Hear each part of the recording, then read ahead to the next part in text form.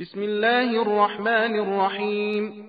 الخبيثات للخبيثين والخبيثون للخبيثات والطيبات للطيبين والطيبون للطيبات، أولئك مبرؤون مما يقولون، لهم مغفرة ورزق كريم.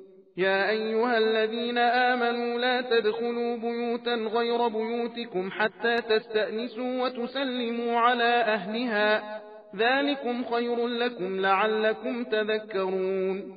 فإن لم تجدوا فيها أحدا فلا تدخلوها حتى يؤذن لكم، وإن قيل لكم ارجعوا فارجعوا هو أزكى لكم، والله بما تعملون عليم. ليس عليكم جناح أن تدخلوا بيوتا غير مسكونة فيها متاع لكم، والله يعلم ما تبدون وما تكتمون.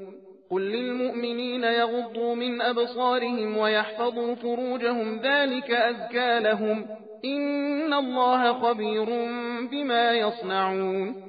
وقل للمؤمنات يغضضن من أبصارهن ويحفظن فروجهن ولا يبدين زينتهن إلا ما ظهر منها، وليضربن بخمرهن على جيوبهن، ولا يبدين زينتهن إلا لبعولتهن أو آبائهن أو آباء بعولتهن أو أبنائهن أو أبناء بعولتهن أو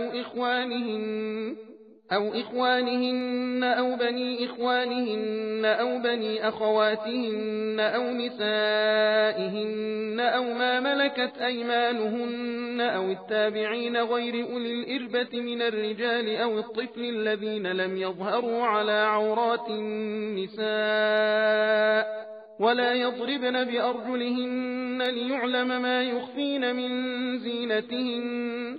وتوبوا إلى الله جميعا أيها المؤمنون لعلكم تفلحون.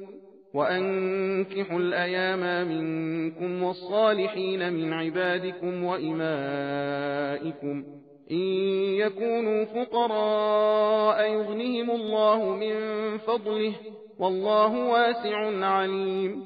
وليستعفف الذين لا يجدون نكاحا حتى يغنيهم الله من فضله، والذين يبتغون الكتاب مما ملكت أيمانكم فكاتبوهم إن علمتم فيهم خيرا، وآتوهم من مال الله الذي آتاكم، ولا تكرهوا فتياتكم على البغاء إن أردنا تحصنا لتبتغوا عرض الحياة الدنيا، ومن يكرههن فإن الله من بعد إكراههن غفور رحيم.